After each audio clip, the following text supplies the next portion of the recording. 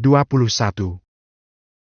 Keesokan harinya, Sharon baru bangun sekitar jam 7 pagi. Dia menggeliat malas lalu meraba kasur sebelahnya. Tak ada siapapun. Sharon menoleh ke sana kemari. Dilihatnya Lani sedang menyuapi Sean sarapan. Wajahnya tampak tidak suka. "Sean, kenapa nggak bangunin aku? Terus kenapa dia nyuapin kamu?" Sharon protes di atas tempat tidur. "Aku tak tega membangunanmu. Tidurmu pulas, kamu bilang semalam sangat lelah." Jawab Sean santai. "Kenapa dia nyuapin kamu di kamar ini? Ada aku. Loh, memang dia sudah biasa nyuapin aku. Terus aku harus nungguin kamu bangun sampai jam berapa? Keburu lapar duluan." Jawab Sean. "Kamu kan bisa bangunin aku. Ada juga istri yang bangun lebih dulu, mengurusi keperluan suami." Sean masih anteng disuapi Lani. "Tidur saja lagi kalau masih ngantuk dan lelah. Tenang saja, kamu gak usah sibuk mengurusiku. Bersenang-senang saja." Sharon memicing. "Maksudmu apa bilang seperti itu? Memang kamu mau mengurusiku seperti Lani? Mau aku suruh-suruh ke sana kemari, suruh bikin ini dan itu? Tante Den bisa marah anaknya ku jadikan pesuruh di rumah ini. Tugasmu itu kan hanya bersenang-senang. Jadi bersenang-senang saja, tak usah khawatir." Ucap Sean. Wajah Sharon tampak suram. "Nggak gitu kali konsepnya. Lalu bagaimana?" Tanya Sean. "Kamu bisa nyuruh aku terus aku yang nyuruh Lani." Jawab Sharon. "Kelamaan. Aku tidak suka menunggu lama, tidak suka pekerja yang lelet. Lani ini meski bodoh dan ceroboh, tapi dia cepat tanggap dan gesit." Jawaban Sean yang memuji Lani secara halus membuat Sharon tidak suka. Dia mendelik ke arah Lani. Lani hanya menunduk dan fokus menyuapi Sean serta menyeka mulut Sean. Andai Lani tahu, Sean sengaja membuat bibirnya belepotan. Sean senang saat Lani menyeka area bibirnya dengan tisu. Terlihat telaten dan lembut. Sharon turun dari tempat tidur dan tersenyum pada Lani. "Lani, biar aku terusin nyuapin Sean. Sini." Sharon mengambil alih pekerjaan Lani. "Kamu cepat mandi saja, kita harus siap-siap mengantar Papa ke bandara." Cegah Sean. "Papa berangkat ke Colorado hari ini?" Tanya Sharon. Sean mengangguk. Sharon mendesah tapi mau tak mau dia menuruti ucapan Sean seraya sedikit mendelik pada Lani, tentunya tanpa dilihat oleh Sean. "Tuan!" Panggil Lani pelan setelah Sharon berada di kamar mandi. Jawab Sean. "Apa sebaiknya mulai besok Nona Sharon yang menyuapi Tuan?" Ucap Lani hati-hati. "Kamu memerintahku." Wajah Sean tampak datar. Lani cepat-cepat menunduk. "Maaf, Tuan. Saya hanya tak ingin Nona Sharon merasa cemburu." Sean terdiam beberapa saat. "Menurutmu, Sharon cemburu padamu?" Tanya Sean pelan. Lani menggeleng. "Seharusnya tidak, apalah saya dibanding Nona Sharon. Bagaikan akar rumput dan bintang di langit. Jauh sekali perbedaannya, Tuan." Sean mesem lalu mendesah. "Kamu yang bintang di langit maksudnya gitu? Emma Mage bukan, Nona Sharon yang kemilaunya bagai bintang di langit." Sahut Lani. Sean terkekeh. "Kau itu cantik, kenapa harus minder?" Lani memiringkan kepala. Bukankah Sean tidak bisa melihat? Kenapa Sean mengatakan jika dirinya cantik? "Dimitri dan Susanna yang bilang kamu cantik. Lagian kamu perempuan, sudah tentu cantik, bukan tampan. Apa aku benar?" Lani mesem seraya mengangguk. "Hei, apa aku benar?" Tanya Sean. Iya, Tuan. Jadi kamu tetap bekerja mengurusku seperti biasa. Aku hanya mau diurus olehmu bukan oleh Sharon. Kau mengerti?" "Iya, Tuan. Saya mengerti." Jawab Lani. 1 jam kemudian Sharon dan Sean sudah menuju bandara untuk mengantar kepergian Aji Saka ke luar negeri. Saat Sharon dan Sean kembali lagi ke rumah, Susanna meminta pada Sean untuk bicara berdua saja. Maka sesuai permintaan Susanna, dirinya kini berada di ruang kerja Sean. Ada apa Susanna? Lani berulah lagi? Tanya Sean. Tidak, Lani hanya mengurung diri di kamar. Ini, aku ingin menunjukkan ini. Susanna memberikan tabletnya pada Sean.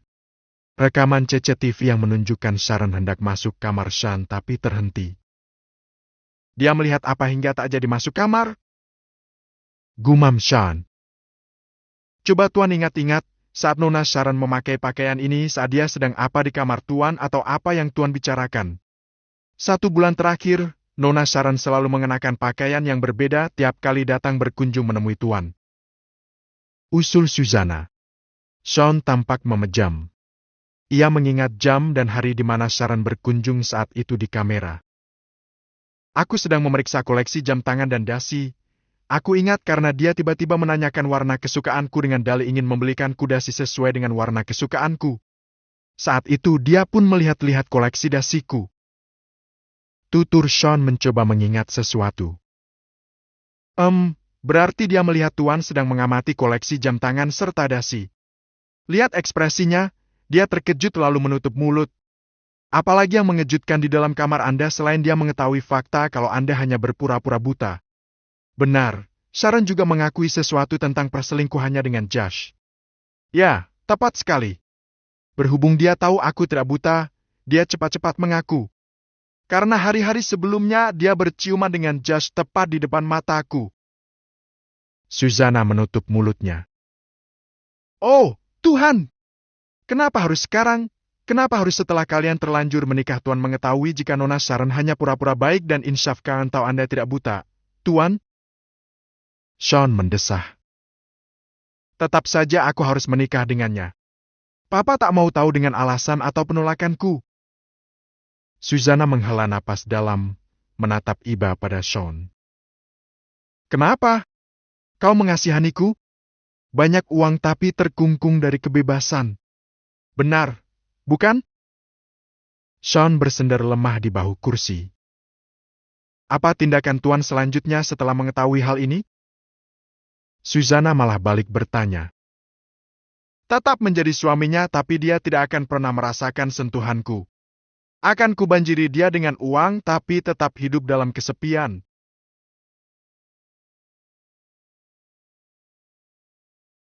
Mari kita lihat sampai mana dia akan tetap bertahan menjalani rumah tangga bersamaku. Sean tersenyum miris. Bagaimana dengan Lani, Tuan? Susanna bertanya takut-takut. Kenapa? Kau mempertanyakan perasaanku padanya? Kau pikir aku jatuh cinta dengannya? Kalaupun ya, apa Papa akan setuju aku poligami dengannya? Jawaban Sean sungguh di luar dugaan. Secara tidak langsung Sean mengakui perasaannya pada Susanna. Selain itu, apa Tuan tidak ingin mengetahui siapa orang tua kandung Lani? Susanna berkata hati-hati. Oh, aku hampir lupa. Sean menepuk dahinya. Mari kita kuak pelan-pelan siapa Lani sesungguhnya. Kasihan gadis ceroboh itu. Mengabdi pada seorang ayah pemabuk dan penjudi yang ternyata bukan ayah kandungnya. Oh, bagaimana kabar Ibu Parmiah? Semakin hari kesehatannya semakin membaik. Beliau sudah tidak lagi memakai kursi roda bahkan bisa berjalan-jalan di taman ditemani suster yang tiap hari merawatnya. Jawab Susanna. Baguslah, Lani pasti lega mendengar dan mengetahui keadaan ibunya semakin membaik. Sean bernapas lega. Tuan, apa mau aku buatkan jadwal untuk bulan madu? Tanya Susanna. Haruskah? Sean balik bertanya. Demi sebuah formalitas. Kalau kalian tidak bulan madu, bagaimana tanggapan Nyonya Dane dan juga orang sekitar? Sean mendesah. Ya sudah, jadwalkan saja. Tapi aku pastikan, Sharon akan menjalani bulan madu dengan rasa sepi yang tak terbantahkan.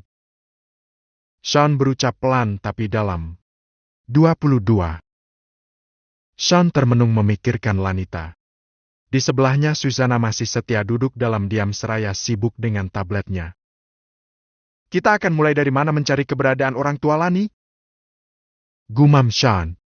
Susana memiringkan kepala. Menurut Tuan, apa kita harus mencarinya diam-diam atau kerja sama dengan Lani?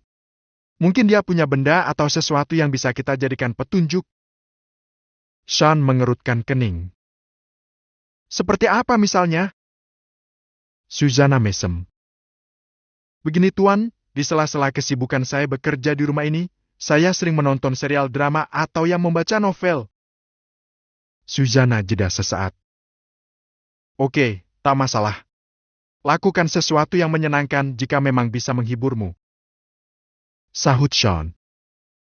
Oke, kembali ke topik pembicaraan, benda apa yang mungkin saja dimiliki gadis itu untuk dijadikan petunjuk? Sean masih tidak memahami ucapan Susana. Dalam drama atau novel yang kutonton selalu. Oke, nanti bahas dramanya. Sekarang kembali pada pembahasan awal. Potong Sean. Dalam drama atau novel, selalu ada tema seorang bayi yang dibuang atau ditukar, Tuan. Susana akhirnya bisa menyelesaikan kalimatnya. Sean melongo, dia baru paham. Kupikir kau mau bahas genre sebuah drama dan aku dipaksa menonton serial western yang terakhir kemarin, apa itu judulnya? True Lies. Tapi aku suka. Seorang agen rahasia sektor Omega yang menyamar sebagai sales komputer di perusahaan Telonix dan aku baru episode 5. Bagaimana? Apakah si hacker Havoc sudah bisa membelikan sepatu mahal untuk istri Harry? Si sales komputer itu? Tanya Sean. Kita sama, Tuan. Aku pun baru menonton hingga episode 5. Apakah bisa kita lanjutkan ke pembahasan awal? Tanya Susana. Oke, lanjutkan. Sean kembali fokus. Oke, jadi tiap kali bayi itu dibuang, ditukar atau apa itu istilah sejenisnya, selalu membawa benda dari orang tua kandung. Entah sengaja diselipkan atau memang tak sengaja diselipkan. Entah itu tanda lahir atau sebuah benda berharga sebagai simbol atau lambang keluarga kandung. Begitu biasanya, Tuan. Apa Lani punya?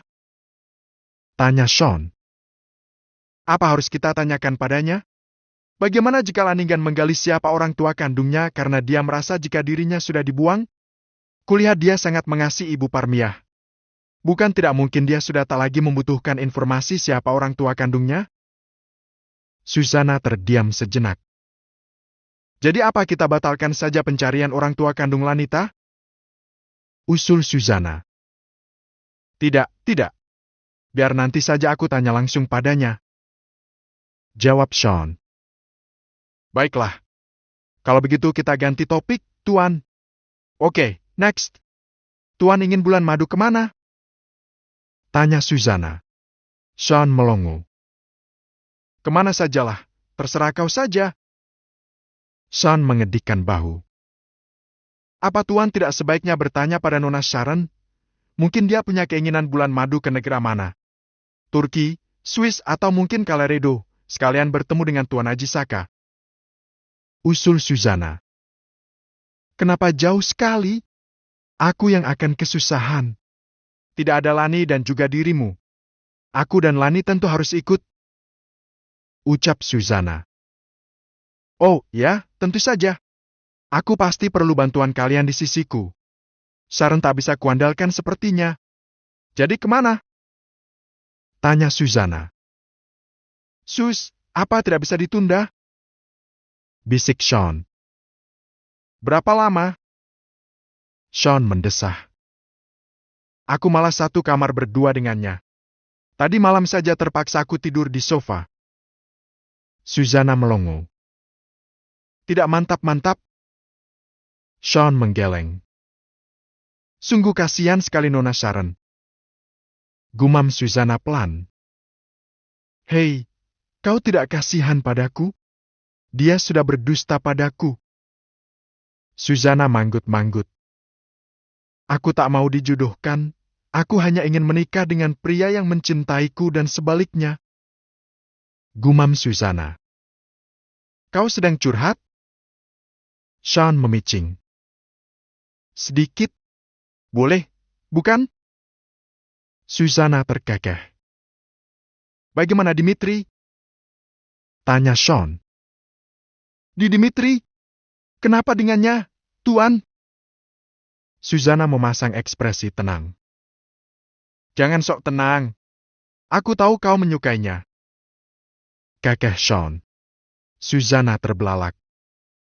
Aku? Menyukainya? Dia biang gosip di rumah ini. Senang sekali bicara ke sana kemari. Oh, tak bisa kubayangkan aku menyukai lelaki sepertinya. Jangan mengelak. Desak Sean. Aku tidak menyukai Dimitri, Tuan. Yakin? Sean mesem. Susanna mengangguk mantap. Lalu ini apa? Sean membuka file rekaman CCTV yang sempat luput dari pantauan Susanna. Tampak Dimitri berjalan dengan nampan kosong di tangan. Tapi tiba-tiba Dimitri berhenti saat berpapasan dengan Susanna. Nona Susanna, aku suka model rambut barumu. Cocok sekali dengan wajahmu. Puji Dimitri lalu kembali berjalan menuju pantry. Susanna mematung, dia menoleh pada Dimitri yang sudah berada di belakangnya. Lalu memegangi rambut dengan wajah kemerahan. Setelahnya dia memukul-mukul mesra dinding pilar dengan senyum tersipu. Kembali pada Sean yang mesem-mesem melihat ulah Susanna yang terbawa perasaan karena ditegur oleh Dimitri. Susanna tersedak dan menepuk-nepuk dadanya karena Sean berhasil melihat rekaman dirinya sedang malu-malu senang dipuji Dimitri. Dia lupa jika nyaris di setiap sudut rumah ini tersemat CCTV.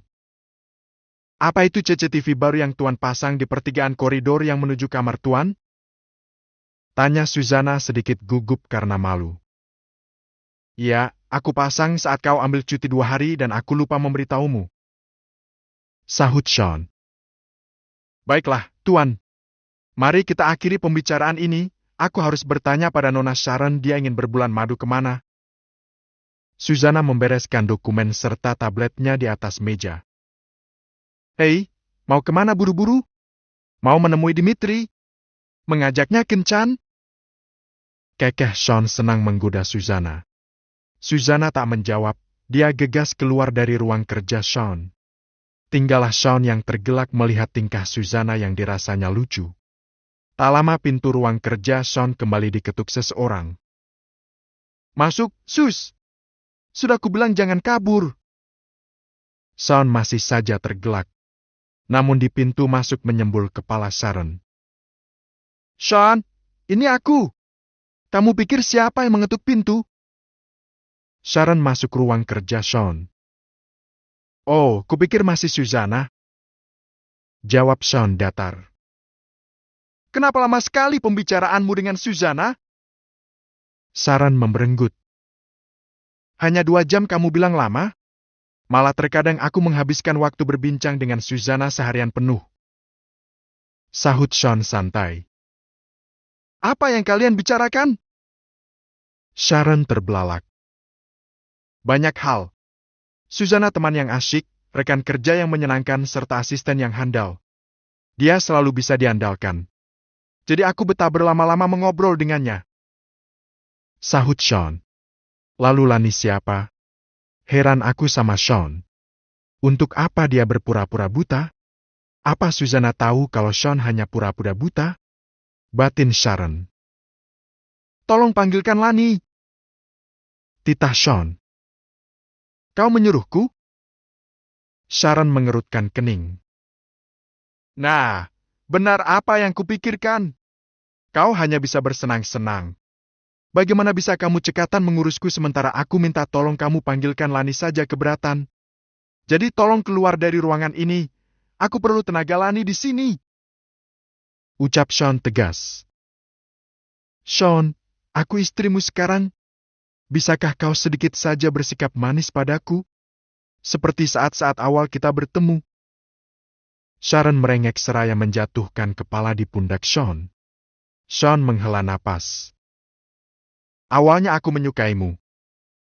Sharon menegakkan tubuhnya, menatap lekat Sean. Sekarang, jujur berkurang. Sahut Sean. Karena kejujuranku tentang Josh? Sean diam beberapa saat. Karena aku merasa kamu tidak tulus. Ada banyak hal yang kamu sembunyikan. Apa misalnya? Kau tanya aku? Ujar Sean. Aku tak punya hubungan dengan siapa-siapa lagi. Hanya dengan Josh. Ucap Sharon. Kamu masih tidak percaya? Kepercayaanku untuk Papa dan Susanna saja tidak 100%. Apalagi denganmu? Jawab Sean. Sharon mengerutkan kening. Kau pura-pura buta hanya karena terlalu banyak dikecewakan oleh orang-orang di sekelilingmu, Sean. Benar, bukan? Kau menutupi semuanya dengan topeng kebutaanmu. Akan aku buktikan kalau aku tulus menyayangimu. Ya, harus. Karena kamu tidak buta dan kekayaanmu ditambah kekayaan Mama akan menjamin kehidupanku. Sharon mengoceh dalam hati. Dan gelisah di kamarnya. Dia mondar-mandir dengan pikiran kalut sembari menggenggam kalung berliontin sama dengan milik Lanita. Siapa gadis itu, kenapa dia memakai liontin yang sama dengan kepunyaanku? Dan menggigiti kuku jempol tangannya. Kemudian terdengar ketukan di pintu kamar. Nyonya! Panggil Omah. Masuk! Sahut Den masih saja mondar-mandir. Omah masuk ke kamar membawa minuman dan beberapa kue-kue basah buatannya sendiri. Omah pandai membuat kue. Nyonya, ada yang mengganggu pikiran Nyonya? Tanya Omah dengan sikap waspada. Aku harus kembali ke gedung itu dan meminta rekaman CCTV saat pernikahan putriku diselenggarakan. Aku harus menemukan siapa gadis dengan dress warna merah merun itu. Omah, panggil Yanuar dan minta dia segera siapkan mobil. Titah Den. Wajah Omah tegang, dia bergegas keluar kamar lalu menghubungi seseorang tapi bukan Yanuar. Segera ke gedung tempat Nona Sharon dan Tuan Sean menikah, minta hapus rekaman CCTV hari itu. Aku tidak mau gagal, cepat laksanakan. Omah memberi perintah pada orang lain dan barulah mencari Yanuar. Yanto selesai menerima panggilan telepon. Dia bergegas keluar dari pantry dan bertabrakan dengan Dimitri. Untung saja Dimitri mampu menyelamatkan makanan di atas nampan. Kenapa para pegawai di sini hobi sekali saling tabrak? Dimitri menggeleng melihat Yanto meminta maaf lalu terburu-buru meninggalkan pantry. 23. Den melangkah menuju ruang keamanan Hotel Crown, bermaksud meminta rekaman CCTV di hari pernikahan anaknya. Den berselisih langkah dengan seseorang yang mengenakan topi dan pakaian serba hitam dan juga mengenakan masker. Den tak tahu jika orang tersebut telah lebih dulu beraksi dengan petugas keamanan hotel. Di ruangan keamanan, Den dan Yanuar meminta petugas menampilkan rekaman CCTV pada hari pernikahan Sean dan Sharon. Nyonya, kami mohon maaf karena pada hari itu CCTV yang berada di lantai 1 sedang ada maintenance dan baru bisa digunakan kembali sore hari. Salah satu petugas keamanan memberi penjelasan. Din hanya bisa pasrah. Kemana lagi dia harus bertanya? Andai saja Den melihat Lani di ballroom hotel, dia tidak perlu jauh-jauh menanyakan rekaman CCTV. Dia hanya perlu memeriksa daftar tamu undangan yang hadir saat itu atau bisa langsung menanyakan pada Sharon dan Sean, tamu siapa gadis bergaun merah merun tersebut. Yanuar harus menopang bahu Den saat kembali menuju mobil. Yanuar, anakku. Kemarin anakku ada di hotel ini. Lirih suara Den saat Yanuar melajukan mobil keluar dari hotel. Ya, memang Nona Sharon ada di hotel ini. Menikah dengan Tuan Muda Sean Dharmawangsa, Nyonya. Yanuar menyahut sopan. Den hanya memegang dada, menggeleng tipis dan bersandar lemas. Anakku hanya Sharon dan Katrina yang sudah tiada. Tapi kenapa ada gadis lain yang memiliki liontin itu? Itu adalah liontin khusus yang designya hanya aku yang punya. Kenapa bisa gadis itu memiliki liontin yang sama persis? Apa dia hanya kebetulan menemukan liontinku yang hilang? Batin Den pasrah. Kita pulang, Nyonya? Tanya Yanuar. Pulang saja. Kepalaku pusing, kakiku lemas. Sahut Den lemah. Yanuar mengangguk sopan meski heran dengan apa yang dicari Dane di pihak keamanan hotel. Setibanya di rumah, Dane berjalan gontai masuk kamar. Langkah Dane tak luput dari pengintaian Omah. Sepertinya Nyonya tidak mendapatkan apa yang dia cari. Baguslah. Ponsel Omah bergetar, dia gegas menerima panggilan telepon di kamarnya. Kenapa kamu mencari rekaman perawat Tuan Sean? Tanya Yanto di seberang telepon. Maksudmu? Omah balik bertanya. Kamu memintaku agar Nyonya Dane jangan sampai menemukan rekaman CCTV gadis yang mengenakan dress merah merun di pernikahan Tuan Sean dan Nona Sharon. Gadis itu perawatnya Tuan Sean. Jawab Yanto. Apa? Omah terbelalak tak percaya. Kau yakin? Omah panik. Yakin, memang gadis itu bernama Lanita. Perawat Tuan Sean. Kenapa dengannya? Tanya Yanto penasaran. Memangnya kamu tidak melihat dia mengenakan kalung apa? Ucap Omah. Aku tidak memperhatikan. Lagi pula aku tidak ikut ke acara pernikahan. Tapi aku tahu Lanita memakai gaun merah merun.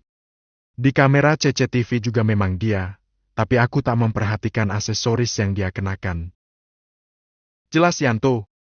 Ya sudah. Lain kali lebih teliti kalau memperhatikan orang atau sesuatu. Ucap Omah.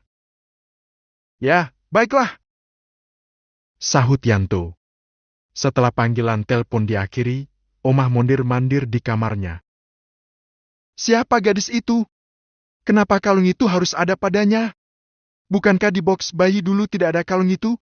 Padahal Nyonya Dane sudah menganggap kalung itu ada yang mencurinya karena keteledorannya sendiri, dan bukankah bayinya sudah meninggal? Nona Katrina sudah meninggal saat dilahirkan. Tapi siapa gadis itu? Omah bergumam tiada henti. Pikirannya kacau karena Dane sudah pasti tidak akan tinggal diam. Omah menelpon Yanto kembali. Yanto, apa kau bisa selidiki latar belakang perawat Tuan Sean? Omah, apa Lani bayi itu? Tak mungkin. Nona Katrina sudah meninggal, aku melihatnya sendiri. Omah merasa yakin dengan ucapannya. Halah, pusing aku. Kalung itu ada yang mencuri pasti. Jadi gadis itu bukan anak Nyonya Dane. Sudahlah, aku di sini hanya memastikan Sharon hidup nyaman dan bahagia. Oke. Tapi, sudahlah. Bertahun-tahun Nyonya Dane dan Sharon mengunjungi makam Nona Katrina. Maka ya sudah anak itu sudah meninggal dan kalung itu dicuri seseorang. Selesai! Yanti memotong cepat ucapan Omah. Panggilan telepon diputus secara sepihak. Omah menyugar rambutnya karena gundah. Aku harus menemukan suster itu. Benarkah anak yang dia berikan padaku yang sudah meninggal itu adalah anak Nyonya Dane? Tapi mencari kemana? Rumah sakit tempat Nyonya Dane melahirkan sudah berubah menjadi gedung apartemen. Omah terus saja mengoceh pelan dengan kalut. Tring! Berdua saja kalau memang benar kalung itu dicuri. Pesan dari Yanto. Di kamarnya Lani melepas kalung dan meletakkannya di kotak perhiasan baru. Toh dipikir tidak kemana-mana. Hanya berada di rumah Shan jadi dia pikir tak usah memakai perhiasan yang mencolok. Kemarin kalung itu dipakai karena menghadiri acara besar. Namun Lani penasaran dengan bentuk patahannya yang seperti mozaik batu emas permata dan banyak warna. Unik sekali liontin ini. Pasti mahal, semahal gelang dari Tuan Sean. Gumam Lani seraya melirik gelang yang dia kenakan. Lani ingat, jam tangan yang dia kenakan memakai alat pelacak. Akhirnya Lani memutuskan menyimpan gelang dari Sean. Karena memang gelang itu terlalu mencolok, bisa mengundang kejahatan jika bertemu dengan orang-orang serakah macam bapaknya. Toh, di jam tangan ini juga ada alat pelacak. Gumam Lani. Jarum jam menunjukkan angka 10 malam. Lani merebahkan diri di atas kasur. Mengingat tentang identitas dirinya yang sesungguhnya. Anak siapakah dia? Apakah Parmiah dan Karta mengambilnya dari panti asuhan? Atau mungkin ada yang meletakkan dirinya saat masih bayi di depan pintu rumah? Atau Parmiah dan Karta mengadopsinya? Lani ingin sekali bertanya pada Parmiah tapi dia tidak tega. Parmiah sangat menyayanginya sejak kecil, sejak Parmiah masih sehat dan menjadi seorang suster di sebuah rumah sakit. Setiap pulang kerja, Parmiah selalu membawakannya kue-kue enak. Lani sering merasa kasihan pada Parmiah karena Karta sering meminta uang gajinya untuk berjudi. Berkali-kali Parmiah minta berpisah tapi Karta enggan menolaknya. Parmiah tetap bekerja dengan tekun untuk menyekolahkan Lani. Dia berharap Lani menjadi seorang pekerja kantoran dengan gaji besar. Lani ingat, Parmiah menginginkan dirinya bekerja di perusahaan besar Pearl Group. Entah kenapa Parmiah bersikuku Lani harus melamar ke perusahaan itu. Lani pernah memasukkan lamaran ke perusahaan tersebut tapi bersamaan dengan itu, dia ditawari gaji yang jauh lebih besar untuk mengurus Sean. Maka Lani mengabaikan panggilan dari Pearl Group. Andai Lani menerima panggilan kerja di perusahaan tersebut, mungkin Lani sudah sejak lama bertemu dengan Dean, pemilik saham terbesar di Pearl Group. Kenapa ibu sangat kecewa aku tidak masuk ke perusahaan itu, ya? Alasan ibu karena gaji karyawan di sana besar. Tapi andai ibu tahu, gajiku di sini bisa 2 kali lipat gaji di sana. Wanita membatin. Saat Lani hendak memejam, ponselnya menyala. Selamat tidur, cantik. Aleska mengirimnya pesan. Lani tersenyum dan hanya membalas dengan emotikan senyum malu-malu.